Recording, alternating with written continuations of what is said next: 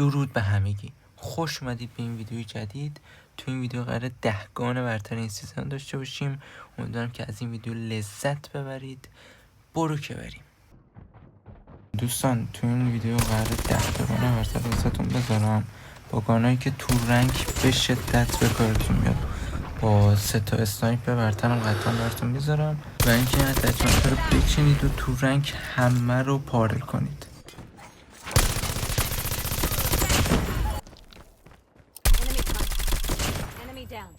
این گانایی که واسهتون گذاشتم با اتچمنتاش خوراک هر جور مپ و خوراک هر جور مودی هستش.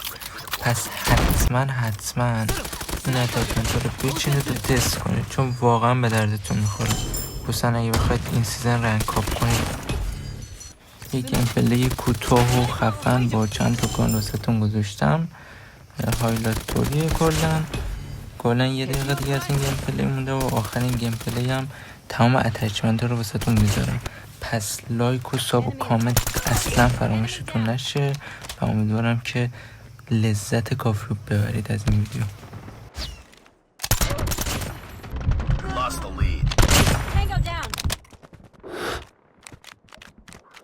Enemy inside. Enemy down. Enemy down.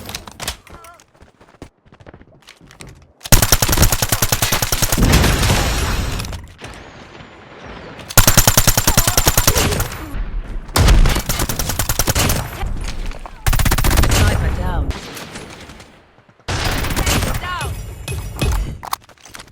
خب رسیدیم به آخرین ویدیو و قسمت جذاب 10 گان برتر این سیزن.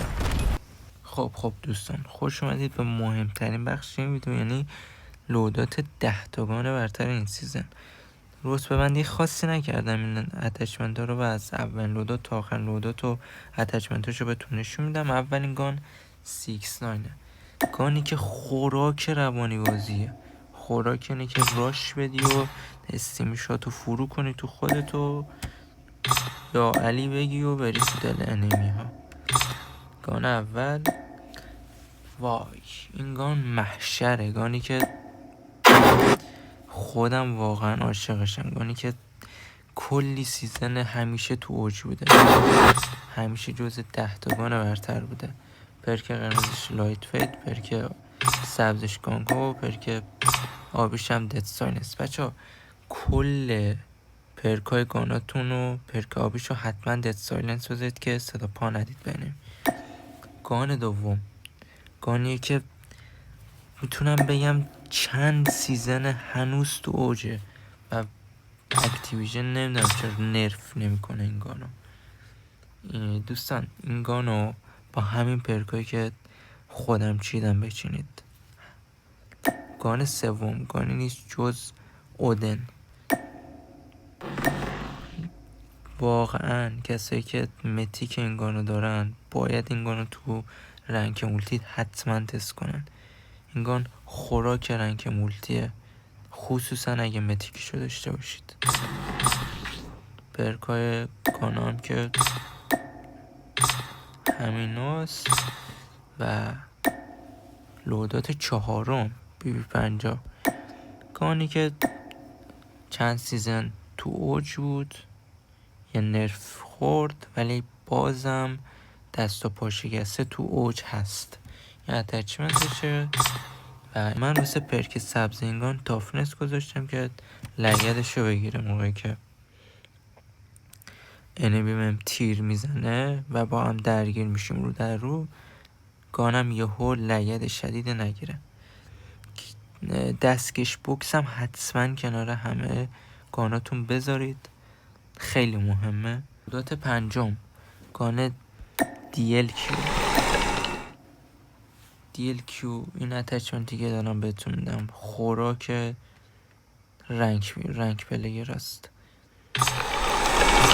این کلت هم حتما کنارش بچینید، خیلی خوبه چون خیلی ممکنه تو رنگ دمیج بدید و انمی نمیره. حتما کلت کنارش بذارید که با کلت کار انمی رو تمام کنید. تافنس کنارش گذاشتم که گفتم انمی رو در رو شدم باش تیر زد بهم، گانم یهو نپره بالا، بتونم روی نمی فوکوس کنم. گان QXR گان واقعا من تستش کردم، خوب بود، نمیتونم بگم فوق العاده بود نه، ولی به نوبه خودش خوب بود واقعا. و اتچمنت این گانم ببینیم. گان واقعا هم فسته، هم مید رنج خوب میزنه. یه اتچمنت خوب دیگه هم واسه تون دارم که اتچمنت رو بدم 10 گان نمیشه، میشه 11 گان، ولی اینم گان فوق العاده ایه. گان سویچ بلید، گانی که احساس میکنم یه باف کوچیک خورده. خب لودات هفتم اسنایپ لوکاسه، یه اتچمنت لوکاسه. لوکاس به نظر من بیشتر سعی کنید توی دوئلاتون استفاده کنید. و اسنایپ تندرو، اسنایپی که از همون موقعی که اومد تا الان به نظرم تو اسنایپ ها اوج خودشه. این اتچمنتشه، خوراک رنگ، خوراک دوئل، خوراک همه چیه این گان. و اینم تندروی دیگه است با یه اتچمنت دیگهش. من این اتچمنت رو بیشتر داخل دوئل استفاده میکنم که میبینید برای که سبزش هم آمپت گذاشتم که سریعتر سویچ کنم و نیزه جذابم کنارش گذاشتم که خوراک تندراست. این نیزه گان دهم، گانی که واقعا فوق العاده است، XM4 گانی که اولش اومد واقعا پشیمون شدم که چرا متیکشو زدم، چون خیلی لگد داشت، فوق العاده لگد داشت. ولی هرچه سیزن ها رفت جلوتر لگد گانم کمتر شد و امیدوارم که لذت کافی از این ویدیو برده باشید. خیلی دوستتون دارم و تا ویدیوی دیگر بدرود.